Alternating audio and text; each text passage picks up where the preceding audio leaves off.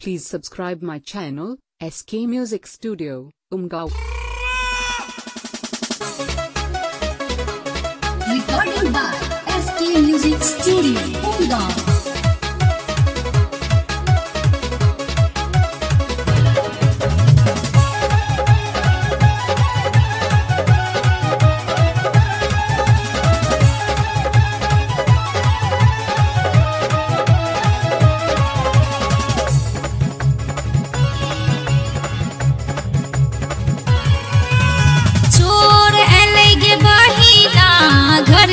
घुसते गे बहिना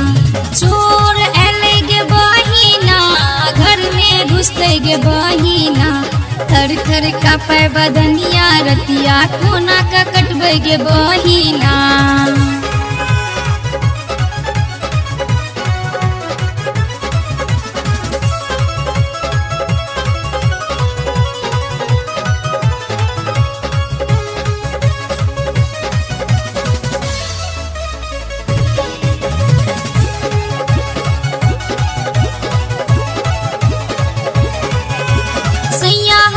परदेसिया गे बहिना देबरो करे नौकरिया सैया हमर परदेसिया गे बहिना देबरो करे नौकरिया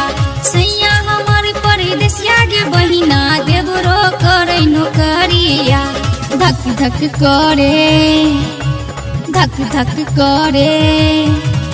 धक धक करे छतिया रतिया कोना का कटबे गे बहिना धक धक करे छतिया रतिया कोना का कटबे गे बहिना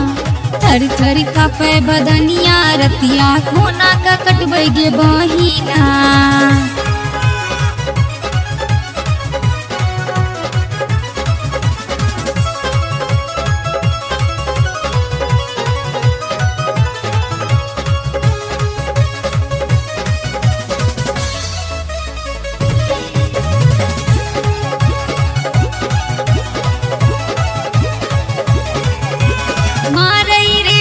गला गे बहिना चोरबा छै निर्दयिया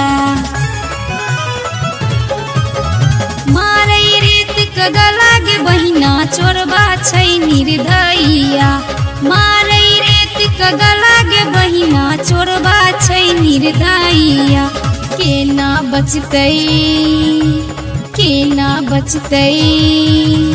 केना बसते इजतिया रतिया कोना का कटबे गे बहिना केना बसते इजतिया रतिया कोना का कटबे गे बहिना थर थर कापे बदनिया रतिया कोना का कटबे गे बहिना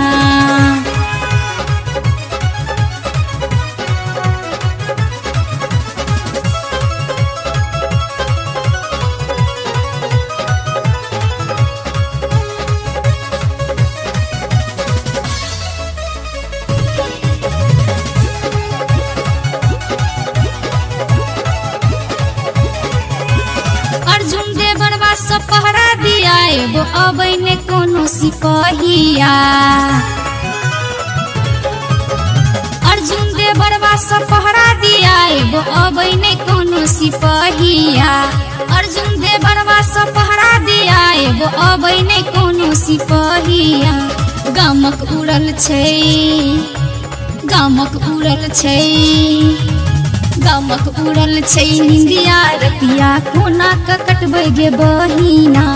गामक उड़ल छै निंदिया रतिया कोना का कटबे गे बहिना थर थर कापे बदनिया रतिया कोना का कटबे गे बहिना।